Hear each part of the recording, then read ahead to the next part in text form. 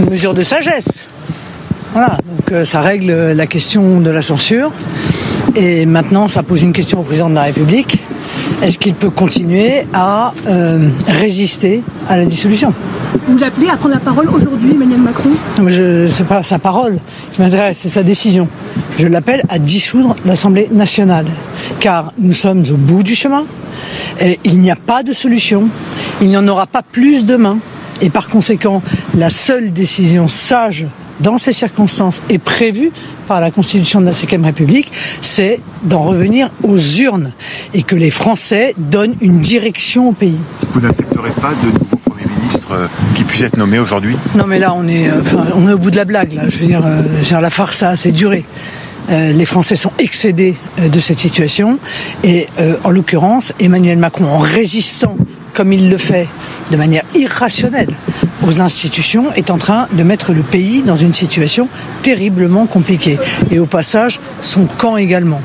Mais dans des crises telles que celles que nous vivons, les masques tombent et nous voyons aussi ce que valent les uns et les autres.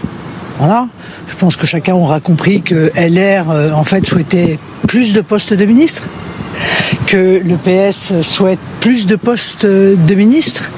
Donc voilà deux formations politiques qui se décrédibilisent totalement et qui sont prêts à empêcher la tenue de nouvelles élections parce qu'ils auront obtenu un ou deux Marocains ministériels supplémentaires. Le Cornu vient de démissionner, Jordan Bardella. Quelle est votre réaction ? Il vient de donner sa démission au président de la République. Et sans doute le Premier ministre éphémère n'avait-il pas de marge de manœuvre.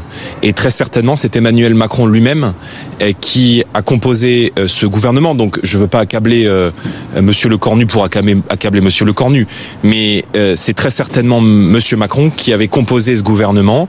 Et on voit bien là que Monsieur Macron se replie sur ses derniers fidèles, qu'il n'a strictement rien compris à la situation dans laquelle nous sommes. Et je viens redire devant vous ce matin, à la lumière des informations que vous m'apportez, qu'il ne peut y avoir de stabilité retrouvée sans un retour aux urnes et sans la dissolution de l'Assemblée nationale. Est-ce que vous comprenez l'attitude de Bruno Retailleau qui semble hésiter à rentrer au gouvernement ? Non, il n'hésite pas. Monsieur Retailleau est quelqu'un qui partage les orientations d'Emmanuel Macron. Monsieur Retailleau s'est précipité pour rentrer dans un gouvernement qui est un gouvernement macroniste.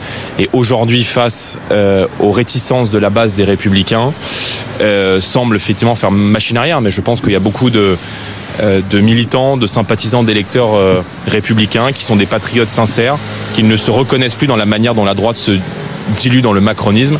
Et moi, je les appelle évidemment à venir travailler à nos côtés parce que très certainement, il y aura un retour aux urnes dans les prochaines semaines.